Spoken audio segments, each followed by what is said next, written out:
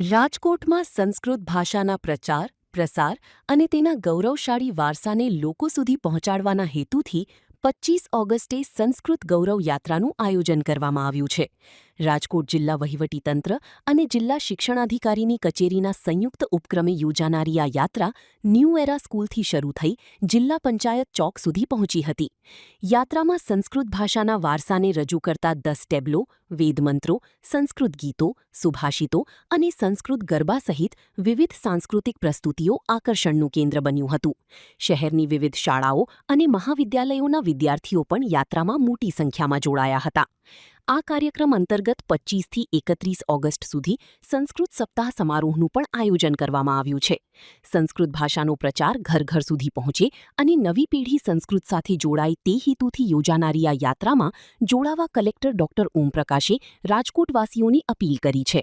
ગુજરાત સરકાર, રાજકોટ જિલ્લા પ્રશાસન અને જિલ્લા શિક્ષણ અધિકારીની કચેરી દ્વારા આજે રાજકોટ જિલ્લામાં ન્યૂ એરા સ્કૂલના પ્રાંગણથી રાજકોટ શહેરની, રાજકોટ જિલ્લાની સંસ્કૃત ગૌરવ યાત્રાનું પ્રસ્થાન કરવામાં આવ્યું છે.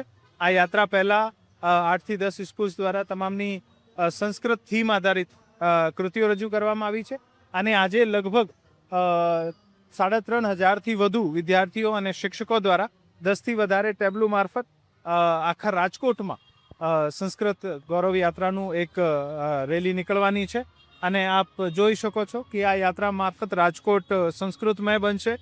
તમામ વિદ્યાર્થીઓ, તમામ શિક્ષકો સંસ્કૃતના તમામ સૂત્રો, વેદ સૂત્રો અને આપણા વારસુ જે છે, આપણા વેદો જે છે, આના ઘણા બધા સંસ્કૃત રિલેટેડ લિટરેચર સાથે આજે શહેરમાં ઝાંકી કાઢવાના છે. આપણી પુરાણી ગૌરવશાળી પરંપરાને આજે આપણે રાજકોટને ફરીથી યાદ આપવાની છે અને આને કારણે સંસ્કૃત ગૌરવ યાત્રાનું આયોજન કર્યું છે. સરકારના ટોટલ સંસ્કૃતના 5 પ્રકલ્પ છે, જેમાં સંસ્કૃતમાં વધુમાં વધુ કેવી રીતે વધારો કરી શકાય, તો વધુમાં વધુ જે વિદ્યાર્થીઓ જે છે આ સંસ્કૃત જાણતા શીખે, આને માટે એક પ્રયત્ન છે અને ખૂબ સરસ સુંદર આયોજન થયું છે. હજુ સુધી આ યાત્રા જે છે આપણા જિલ્લા પંચાયત ચોક સુધી જવાની છે અને મને એવું લાગે છે કે આપણે અહીંયા ઊભા છીએ ત્યાં સુધી આ યાત્રા જિલ્લા પંચાયત ચોક સુધી પહોંચી ગઈ હશે.